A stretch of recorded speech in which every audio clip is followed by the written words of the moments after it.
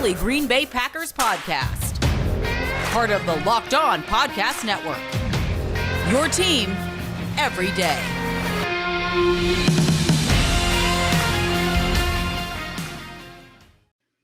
You are Locked On Packers, part of the Locked On Podcast Network, your team every day. I'm Peter Bukowski, and I cover the Packers for The Leap, a newsletter I would love for you to subscribe to. You can follow me on Twitter, Peter_Bukowski. Follow the podcast on Twitter, Locked On Packers. Like us on Facebook. Subscribe to the podcast, iTunes, Spotify, Google Podcasts, wherever you find podcasts. You will find Locked On Packers, the #1 Packers podcast on the internet, and the show for fans who know what happened. They want to know why and how. The Packers hold off a furious Cleveland Browns, rally 24-22 to win on Christmas. And this game followed much the model of last week, where Green Bay, they get off to an impressive start on defense. Well, not start. The first quarter offense is still terrible. They are 28th in the league in first quarter scoring, averaging under 2.5 points a game. And somehow it feels like fewer than that.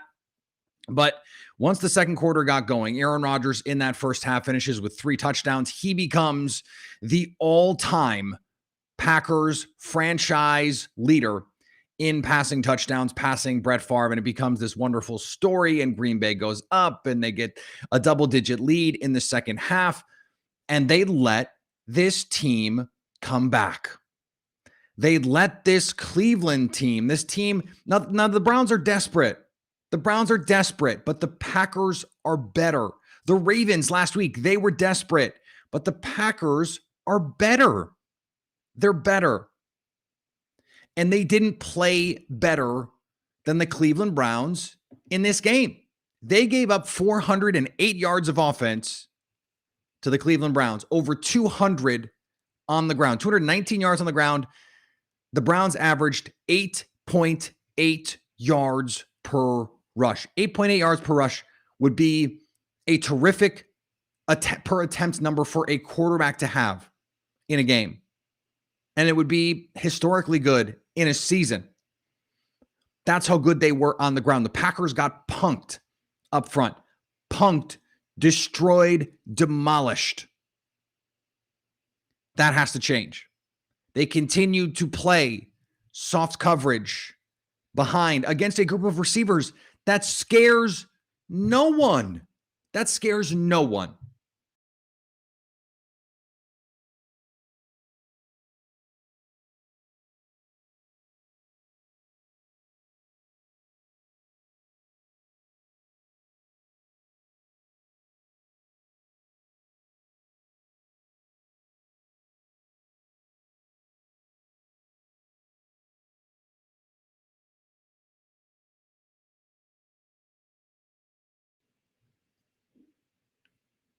It doesn't make sense to me at all. And this continues to be a problem for the Packers. I don't understand why they run into these situations where you have this obviously deficient offense.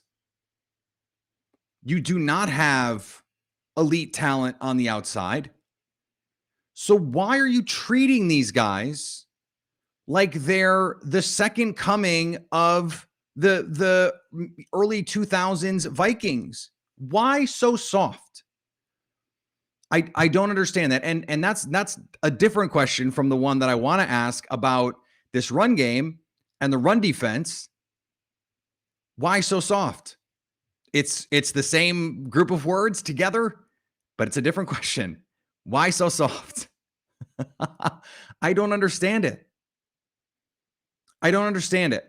Now, physically up front, the Browns are they're going to beat up a lot of teams. They're going to beat up a lot of teams.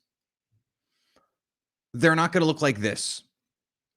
This was a unique experience, and Green Bay has not had this big a problem stopping the run all season. They gave up plenty of yards last week, but they didn't look like this. They didn't look like this. They weren't so bad filling gaps or maintaining or getting off blocks to make tackles. I don't understand that part of it. Now, when the Packers were playing their best defensively, they were flying around. They're coming downhill. They're playing sideline to sideline, aggressive downhill. I don't understand what has changed. I don't understand what has changed. They're not playing with the same sort of speed. They're not playing with the same sort of confidence. They're not playing with the same sort of reckless abandon that we saw them play with for parts of the season. And here's the thing. This is not like last year or in years past where you just go, this defense just isn't good. They just don't have it. No, we've seen them shut down really, really good offenses. We saw them blank the Seahawks with Russell Wilson and DK Metcalf and Tyler Lockett, albeit in a year where that Seahawks offense is a little bit down. We saw them play great defense against Kyler Murray, down a bunch of bodies. We saw them play really good defense against Pat Mahomes and Tyreek Hill and Travis Kelce. We saw them do that. We saw them come up with play after play after play against the Rams.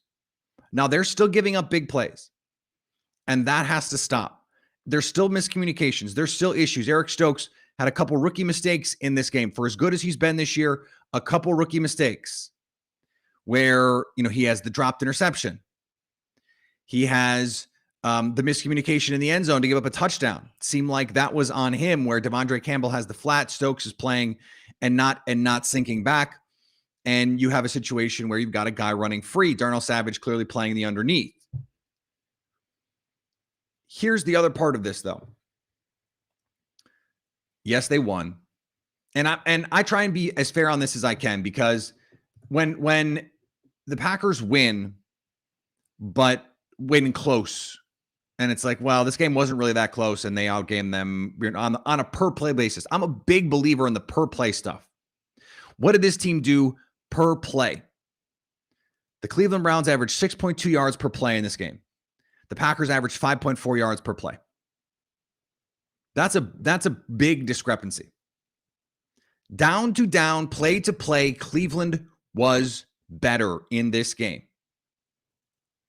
That's bad. That's bad. They wanted it more.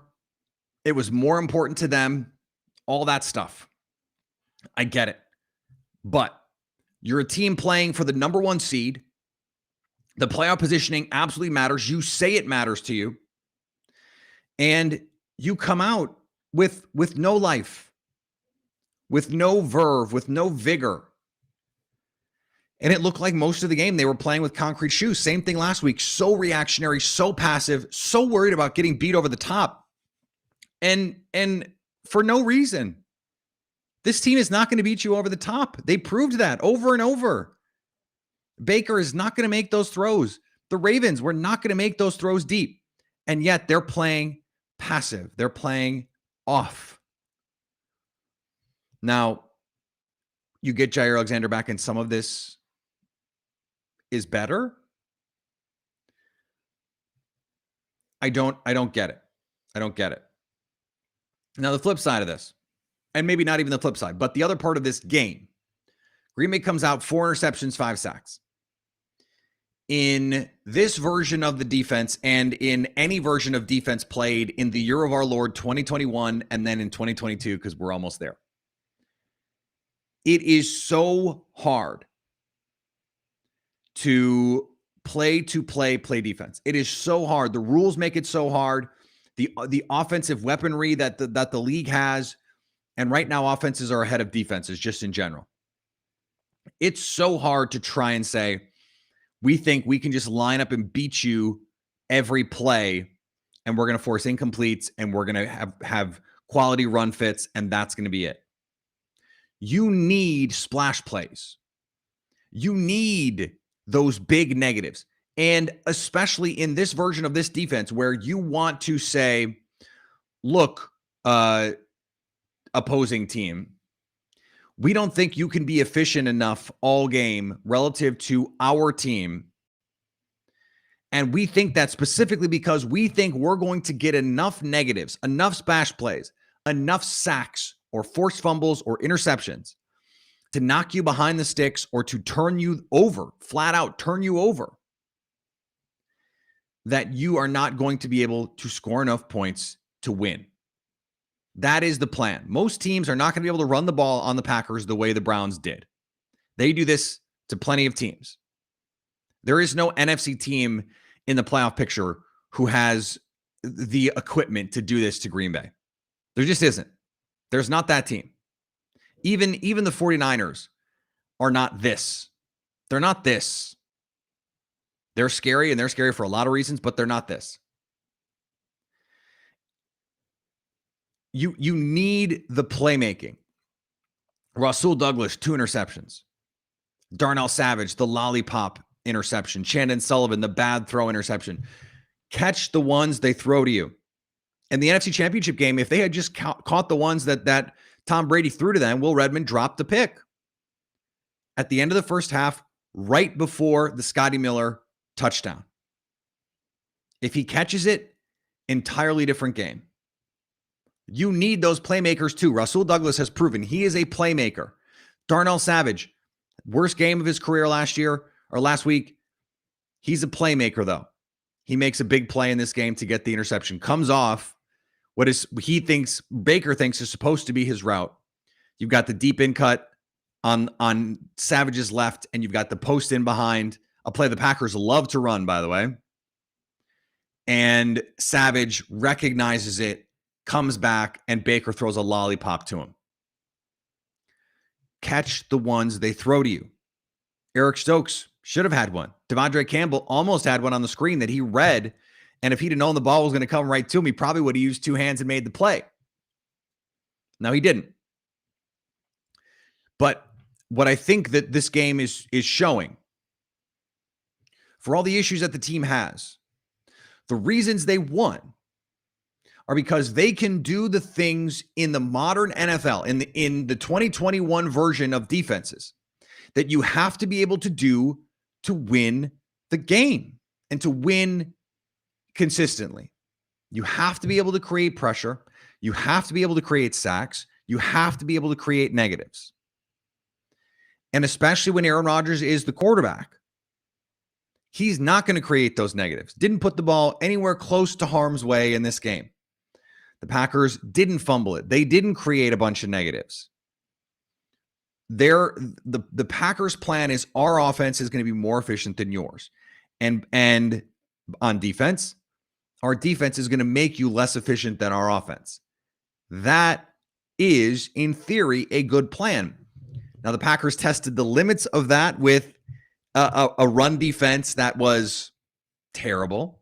But my view on run defense has always been just don't be historically bad. Well, this was approaching that.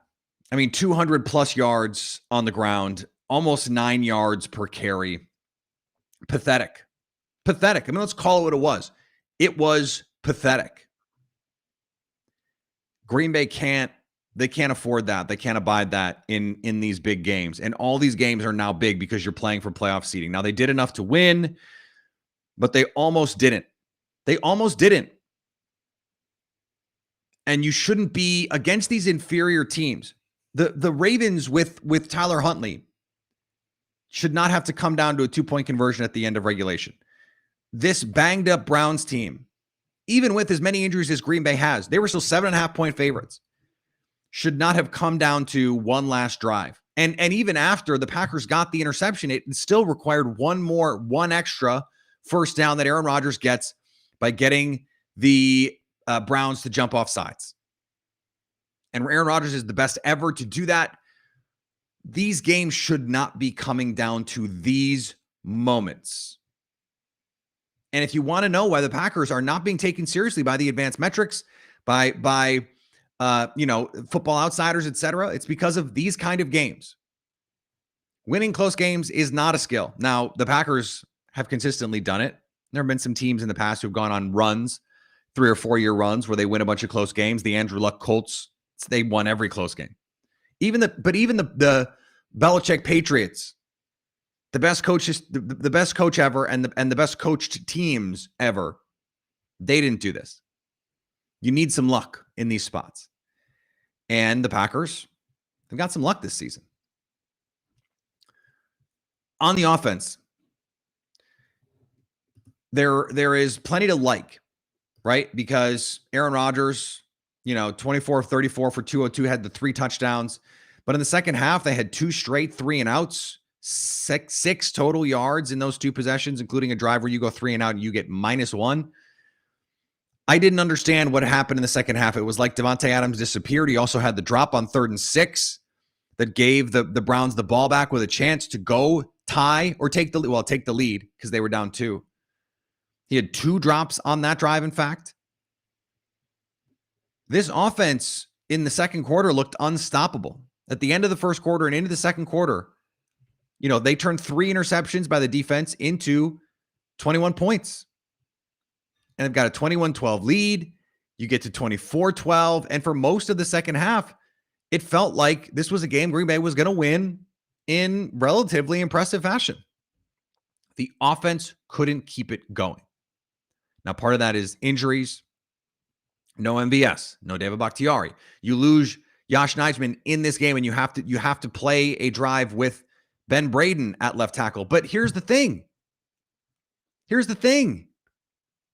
On 3rd and 1, they called a pin pull toss behind Ben Braden. Why? Guess what? It didn't work. Your 4th string left tackle, and you're running to his side on 3rd and 1 with a chance to really put your pedal to the floor.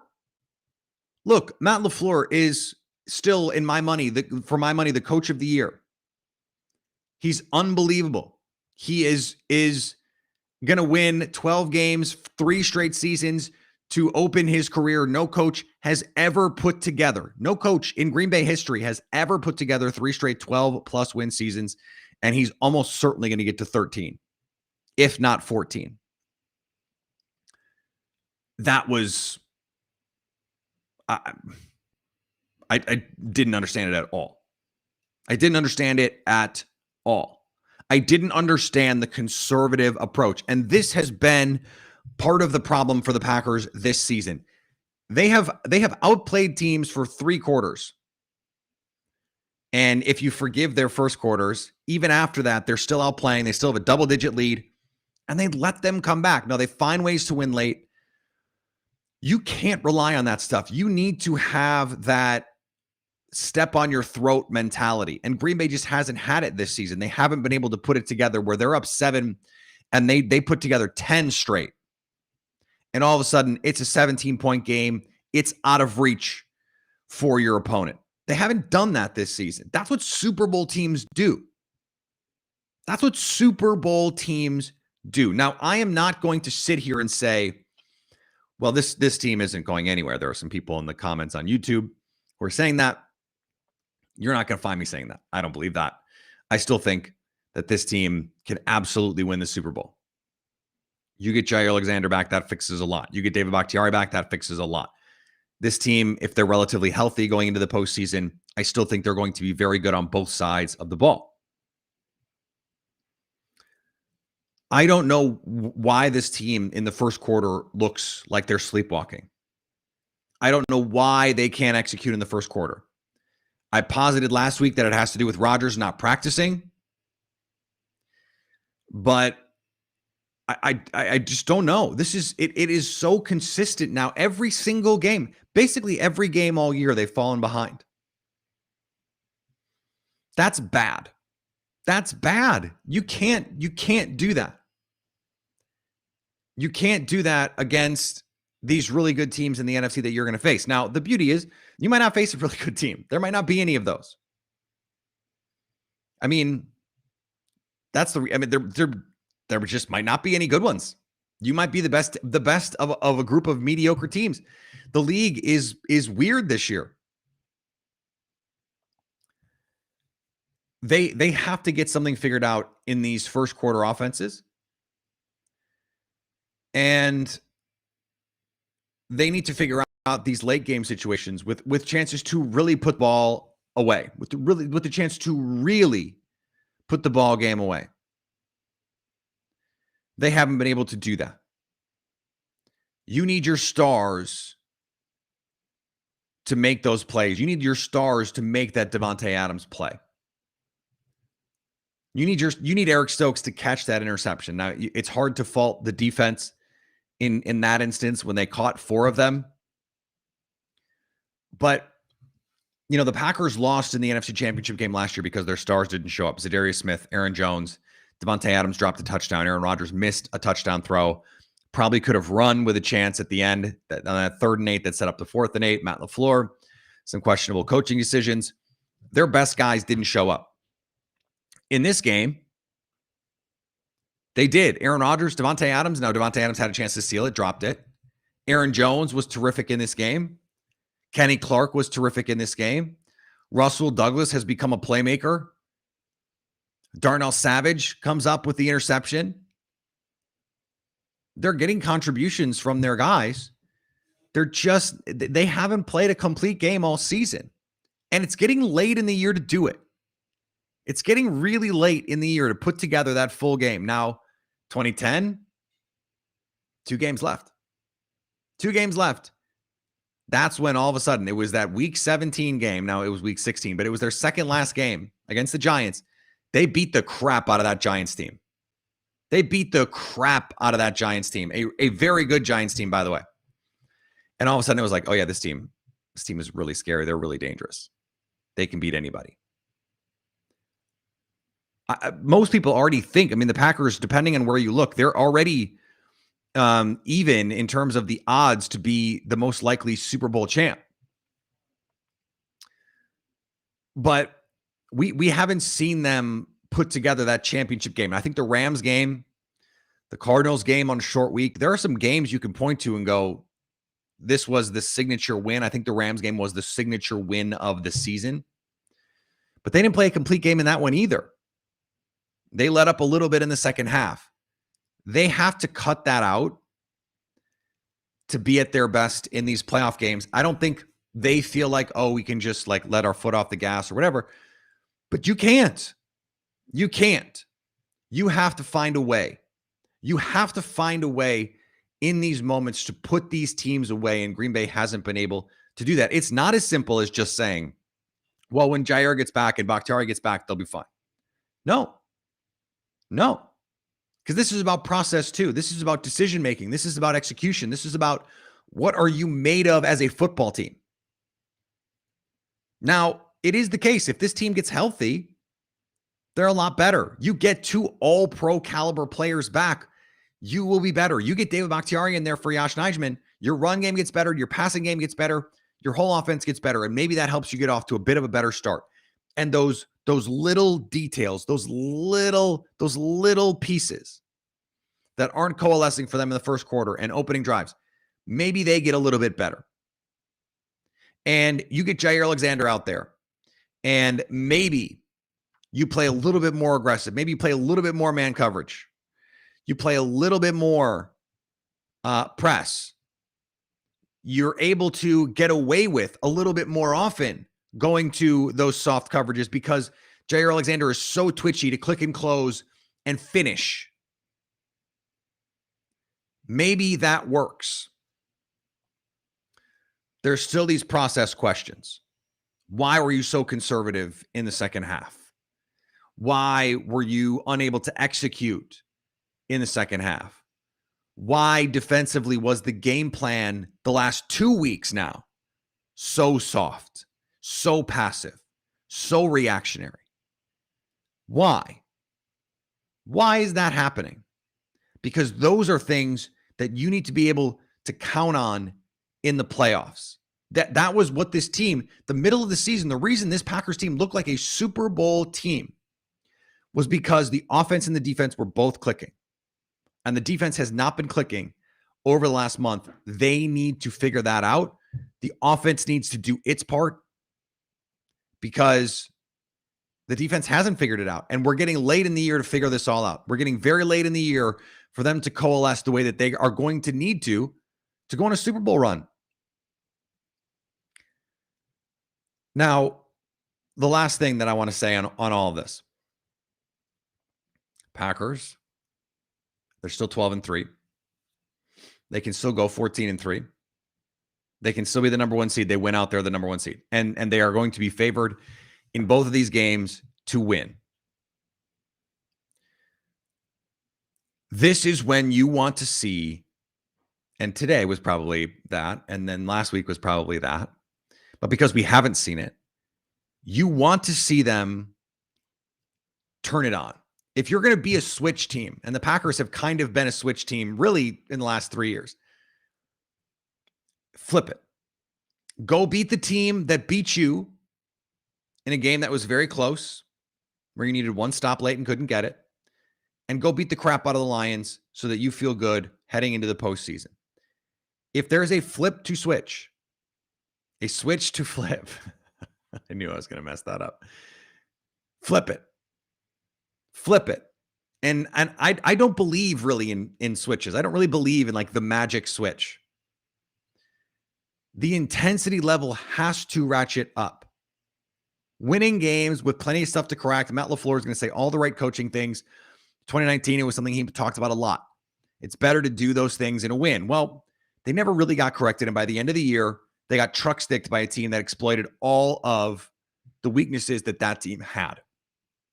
I still think the Packers are a very well-coached team. Matt LaFleur still my MVP in terms of coach of the year. Aaron Rodgers, I think is probably the MVP. You have to be hitting your stride right now. And there's been some evidence and some studies that say, playing well at the right time is actually not that important. The teams that have lost the last 2 games of the year have gone to the playoffs and won the Super Bowl or made deep playoff runs or whatever it is. But if you're the Packers, you want to prove it to yourself as much as anything else. Yeah, we are that team. We are those dudes. And we just haven't seen it. And so I think they're going to want to show it. I would have thought they would have in this game, but maybe getting a Jair Alexander back is the shot in the arm that you need. You would hope that's not the case. We expected them to be a little bit more aggressive in this game. I certainly did. I expected them in the second half to come out a little bit more aggressive, throwing the ball. Aaron Rodgers was terrific in the first half, and they came out so conservative in the second half. They have to stop doing that. All that being said, they're 12-3. They already won the NFC North. And you won. You're not going to give it back. That's it. And so for the Packers, yes, there's stuff to correct, but you take the win every day. And you try and get a little bit better against the Vikings. You try and get a little bit better against the Lions. And then you hope that over the bye week, you get a little bit healthier. You get some rest. You get Randall Cobb back. You get MVS back. And all of a sudden now, this is an offense that is going to score 30 at will. I thought that they were going to get there in this game. They got a flat tire a bit in the second half. I still think this is a Super Bowl caliber team. But when they don't play to potential, when they make stupid mistakes, we have to call it out. We have to call like we see it. And so is this the happiest Christmas present that I could give you? No. I'm sorry. It's not. The Packers won. That's awesome. But in terms of what we're seeing and how it projects forward, they have some things that they need to button up, that they need to fix. Some things that I don't think are that big a deal. Like the late game play call, conservative, but that has not consistently been a problem for Matt LaFleur. I think he's one of the best play callers in the league, one of the best play designers in the league. In a playoff game, I expect them to be much more aggressive. We'll see. The Packers, they're the number 1 seed. No matter what happens, they're the number 1 seed. No one can take the win away from them. No one can add a loss to their record. No matter what happens, they are the number 1 seed. And that means we get to talk next week about them, again, being the number 1 seed and being the favorites. I continue to believe they are the favorites. Are there some teams that will scare you? Yeah, the Bucs, they're still scary. I think the 49ers, they're still scary. But you shouldn't be scared of them. But those teams, they're scary. All right, we're going to be back later in the week. For those of you watching on YouTube, this is out Saturday night. Watch it on YouTube. You will get it early. This is going to be in your podcast feeds on Monday. I hope everyone had a very Merry Christmas for those of you who celebrate. And even if you don't, I still hope you had a good weekend. Would love that you had a good weekend.